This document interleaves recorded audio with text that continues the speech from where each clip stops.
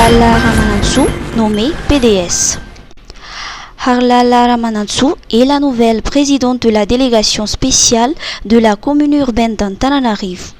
Elle succède à ce poste à Richard Ramanambitan, démissionnaire pour raison de santé. Harlala Ramanatsu est la fondatrice du groupe Madavision qui a créé la Grande Braderie de Madagascar.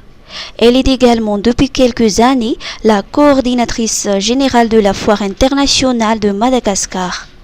Socialement engagée, elle est membre du Rotary Club et présidente de la branche Madagascar du groupement Entreprendre au féminin de l'océan Indien.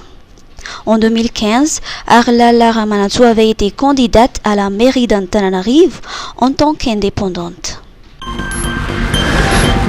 Ministre du Tourisme et de l'Artisanat. Un programme ambitieux.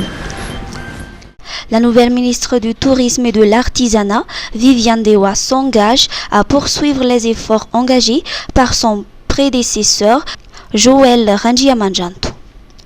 Son programme comprend notamment la finalisation du Code du tourisme, la révision des politiques foncières pour attirer les investisseurs, le renforcement des actions de promotion de la destination Madagascar en collaboration avec l'Office national du tourisme de Madagascar, ONTM, l'amélioration des infrastructures de transport, des initiatives pour attirer les groupes hôteliers internationaux, le développement de la formation professionnelle et enfin, l'accroissement de la compétitivité dans le domaine du tourisme et de l'artisanat.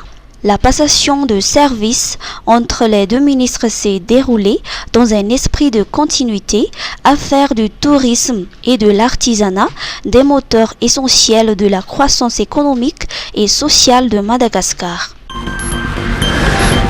Éducation nationale. Gratuité des inscriptions dans les écoles publiques. Pour l'année scolaire 2024-2025, le ministère de l'Éducation nationale maintient la gratuité des inscriptions dans les écoles publiques. Cependant, les parents d'élèves devront contribuer à la rémunération des enseignants non fonctionnaires non subventionnés pris en charge par l'Association des parents ou FEFI.